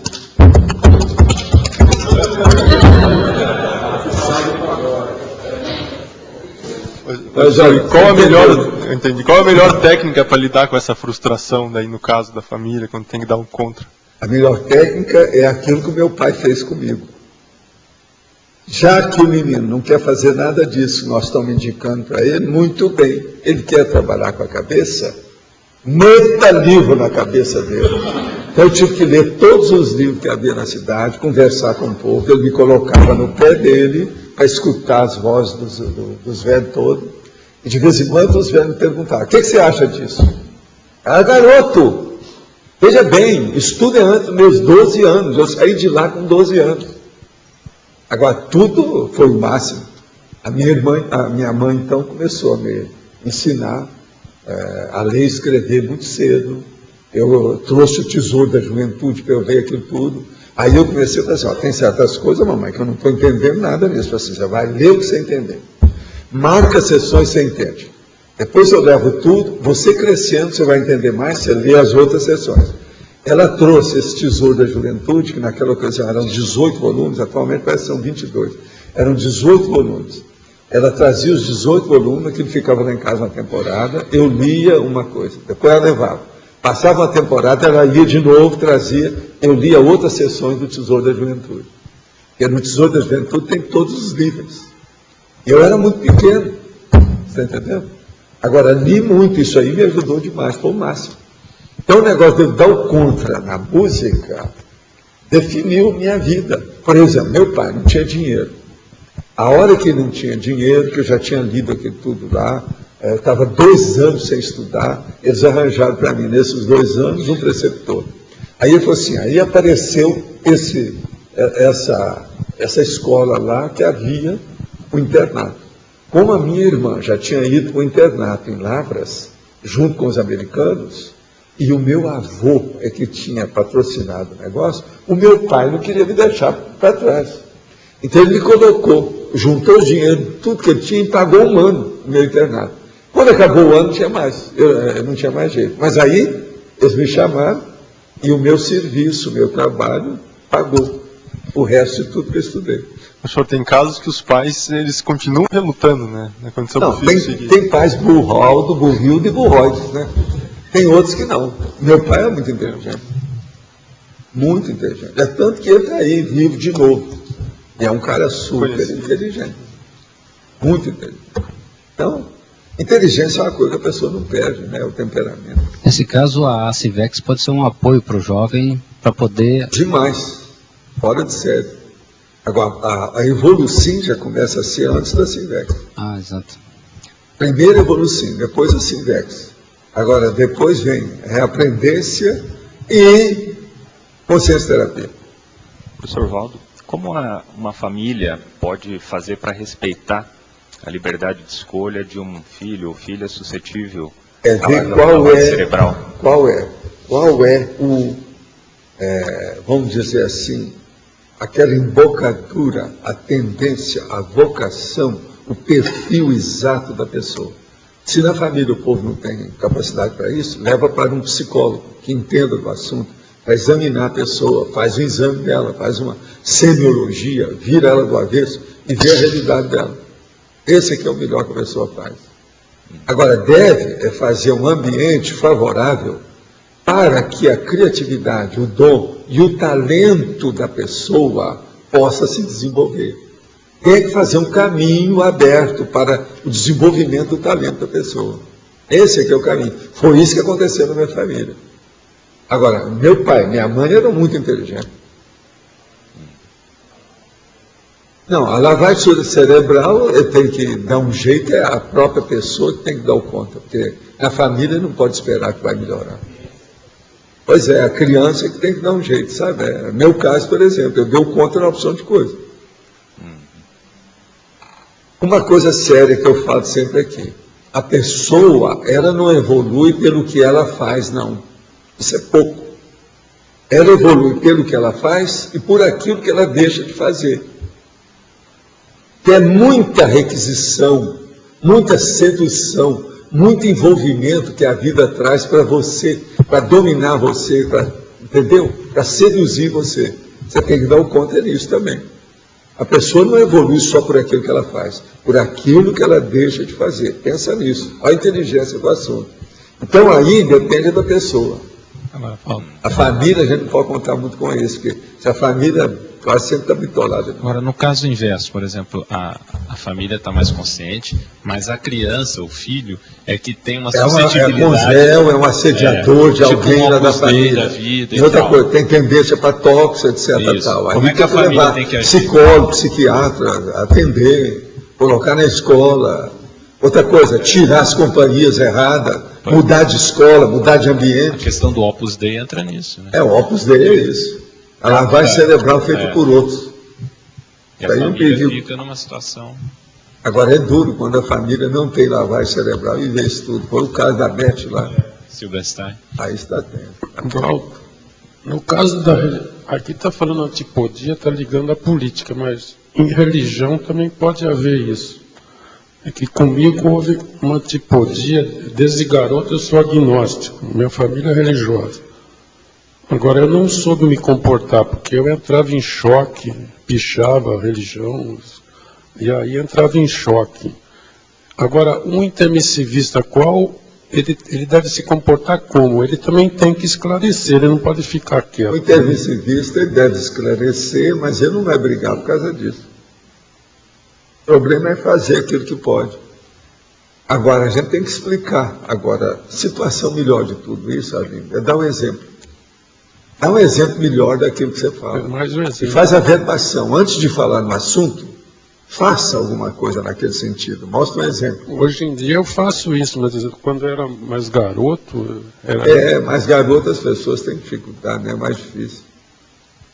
Eu acho que só mesmo para a percepciologia que ajuda nisso. Agora, no teu caso, a gente pode dizer que houve alguma antipodia a você com a família, mas no campo não foi... tudo isso aí... Tudo é antipodia. Queria que eu fosse, veja bem, músico, pintor e artista. Eu não quis nada disso. Só isso é um negócio terrível. Agora, a hora também que todo mundo veio para me favorecer, para eu poder ler, para eu poder aprender a ler e escrever, para eu poder estudar fora, foi o máximo. Você está entendendo? Me ajudou de tudo quanto é jeito. E eles viram a minha satisfação, a minha alegria. E outra coisa, o resultado do meu estudo. Veja bem, eu fiz um livrinho quando estava no grupo escolar, porque todo mundo tinha que fazer um livro. Isso era do grupo escolar. Eu fiz um livro, e com ilustrações e legenda. Foi o máximo. Ficou na biblioteca do grupo, anos, o livro que eu fiz. Agora, eu fiz o quê? Devido à idade, aquela coisa toda, eu fiz um álbum, que havia aqueles álbuns assim, de desenho comprido, retangular, desse tamanho. Então, eu peguei um menor e eu mesmo fiz o livro inteiro, tudo colado, sabe, com grude, aquele negócio todo ali. E eu fiz o seguinte, o livro chamava Curiosidades. Agora, o que eu fiz? Peguei tudo que havia, onde eu tinha, nos meus guardados, e nas coisas todas que eu tinha, que ainda não tinha a minha biblioteca, que ela começou aos 9, isso foi antes dos 9 anos. E coloquei tudo que foi coisa curiosa, diferente, no livro. Entende? Então, o bicho diferente, tipo Vitorrinco, eu colocava lá, os negócios do gibi que vinha, aquilo que você não sabe, como é que é. Então eu pegava aquilo que era o mais importante. Alguns eu desenhava, em vez de copiar e colocar, eu desenhava e colocava a legenda. Agora, foi um sucesso, tudo no capricho, né? O livro tinha umas 30 páginas, sabe? Tudo escolhido. Agora, só isso aí, eu conquistei um monte de gente com essa história, entendeu? E o livro, tudo estudado. Agora, a professora virou para mim e falou assim, você pretende ser escritor? Eu falei assim, sim. Mas ainda tem que estudar mais, ainda estou muito burro, ainda não sei ainda. Aquilo que eu quero escrever é uma coisa melhor que isso. Mas desde garoto você já tinha, vamos dizer assim, uma orientação de fazer tudo isso de forma condizente com, vamos dizer... Não, eu também, né, eu via minha mãe fazendo as coisas dela como professora, ela era muito caprichosa em tudo, em bordado, em costura, nos cadernos dela, as coisas que tinha, eu via aquilo tudo, todo dia. Eu aprendi as coisas todas. E outra coisa, ela que me ensinou a fazer o grude para colar as coisas. E não podia ter caroço. O grude não pode ser caroquento. Era essa que era a conversa. E tinha que saber fazer no ponto, direitinho, certinho. Agora, eu fazia para ficar certinho. Agora, o meu livrinho, Curiosidade, estava bacana. Outra coisa, era tudo com lápis de cor. Então, eu chamava atenção. Foi aí que eu descobri que o amarelo era muito importante. Eles já queriam que eu fosse pintor devido aos desenhos que eu já fazia. Então, o desenho pesou muito nesse livro, porque eu fiz o livro, as legendas, o conteúdo, a forma e a editoração. Era assim que os meninos tinham que fazer. E o mesmo capricho, para valer. Tinha capa, contracapa, tudo. Agora, curiosidade, eu mesmo desenhei, fui escolher as letras melhores, um capricho danado. De vez em quando eu errava uma letra, tinha que fazer tudo de novo. E tudo na base do nanquim. Você está entendendo? O negócio era tinha a ideia já do exemplarismo naquela idade? Novinho, você já tinha essa ideia de exemplarismo? Não, exemplarismo foi com o tempo. Quem mostrou o processo de exemplo foi a minha mãe. Foi as primeiras que eu vi falando. O processo de exemplo, ela dava por causa do aluno exemplar. Eles tinham isso. E você sabe, a minha mãe, quando ela começou, ainda tinha palmatória na escola, aquela coisa toda. Mas ela teve a melhor professora da área, que era a Madrinha Sindá. Essa Madrinha Sindá, depois de muitos anos, eu vi fora do corpo. Você sabe que uma vez eu saí do corpo, numa das minhas projeções, e tinha uma reunião dos antigos carmelitanos da cidade de Monte Carmelo. Então eu fui lá contar o Nau, para dar palpite, para ver as coisas junto com o povo. Aí eu conheci a Madrinha Sindá, que foi a professora da minha mãe. Eu falei assim, não, a senhora que é a Madrinha Sindá. Ela ainda não tinha ressomado, não tinha nada. E ela estava interessada nas coisas todas. Aí eu vi um monte de gente do passado, da área toda, etc. Tal. Entende? Agora, tinha de tudo ali, político, negócio todo. Agora, eu lembrei disso essa semana, que eu estava contando isso para minha irmã. Eu falei, onde é que foi a reunião? A reunião foi perto da praça, de um lugar lá. Ela lembrou tudo, do lugar, quem é que morava lá na época. Tudo. Agora, isso foi já na década de 70. Eu já tinha saído de Monte Carmelo há muitos anos. Agora, com isso, eles quiseram me mostrar que toda cidade, todo distrito, todo bairro até, tem gente que às vezes está cuidando daquilo no ambiente. E que extrafisicamente, às vezes, tem um controle também de assistência do lugar. Lá em Monte Carmelo, o que eles estavam vendo era isso. Agora, é muito sério, o ambiente bacana, gente boa. Você não via, assim, gente fanática, assediador, não. Aquilo tudo foi escolhido. É gente boa. O camarada que orientava aquilo ali era evolução da área. Então, os nossos comerciais, por favor. Obrigada.